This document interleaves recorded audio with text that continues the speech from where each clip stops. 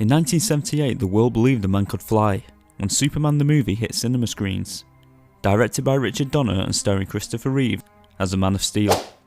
The movie tells the story of the last son of Krypton, Kal-El, who was sent by his Kryptonian parents to Earth to escape the fate of their doomed planet. Baby Kal-El crash lands in Smallville, Kansas, and is found by Martha and Jonathan Kent, who decide to bring him up as their own son and keep him safe. He eventually grows up to become the hero we all know and love, Superman, and battles with the mad genius Lex Luthor for the remainder of the movie. The movie became a massive success, and many more followed. But right from the beginning, many involved in the movie seemed to suffer in some way. The Superman franchise seemed to be cursed. The first victim, you could say, was director Richard Donner, who directed the first movie and a partial amount of the second. I say partial because he was filming Superman 1 and 2 side by side, but Donner was dismissed from the project due to disagreements between him and the studio. Also, the great Marlon Brando, who played Superman's Kryptonian father, also had a great deal of misfortune when in 1990 his son was sent to prison for shooting dead his sister's boyfriend. Brando spoke in court to try and save his son, but ultimately failed to do so, and went on living his life feeling like a failure. Although this was not the last of Brando's misfortunes. In 1995 his daughter committed suicide. After this, Brando became a recluse, and in July 2004, he passed away. Margot Kidder, who played Superman's love interest and strong-headed reporter Lois Lane, suffered a serious car crash that left her paralysed for a while, and her medical bills caused her to declare herself bankrupt. She also had bipolar disease, and in 1996 she went missing for several days, after losing many years of hard work, when a book she was writing disappeared from her hard drive on her PC, after it was infected by a virus. This, she believes, triggered a mental breakdown, and she was later found in a paranoid, delusional state by the police. On May 13, 2018, Kidder died in a drug and alcohol overdose. Her death was ruled as suicide, although it's worth mentioning that Kidder never believed in the curse. Richard Pryor, who starred in Superman 3, also had a drug addiction and attempted suicide on more than one occasion.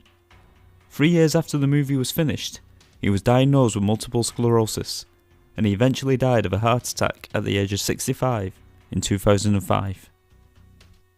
And the actor who played Superman as a baby at the beginning of the film, Lee Quigley, sadly died of solvent abuse in 1991 at the young age of 14. And of course, the man himself, Christopher Reeve, who played Superman in Superman the movie, Superman 2, Superman 3, and finally Superman 4 The Quest for Peace, found it hard to find work after his role of Superman, as he was typecast and found it hard to find any leading roles in any movie. In 1995, Reeves took part in a cross-country equestrian riding event, and was tragically thrown from his horse and was paralysed from the waist down. In 2004, Christopher Reeve died of a heart failure due to his medical condition, and the world lost a hero in more ways than one. And sadly, in 2006, Dana Reeve, Christopher Reeve's wife, died of lung cancer, despite never smoking a cigarette in her life. Now, you might think everything mentioned so far is just a set of unfortunate circumstances, but it's also worth mentioning that a few other unfortunate events also revolve, not around the movie, but around the creation of Superman as a character. Jerry Siegel and Joe Shuster, the writer and artist who created Superman, who appeared in his first comic book in 1939, sold the rights to the character to DC for a very low amount. And as Superman's popularity seemed to skyrocket, the creators realised they had made a horrible mistake, and spent most of their lives fighting to regain the rights to Superman and share the profit. Although they did eventually regain some of the wealth, when Warner Creations granted the pair $20,000 a year plus health benefits in 1975, most of their lives were spent fighting and making ends meet.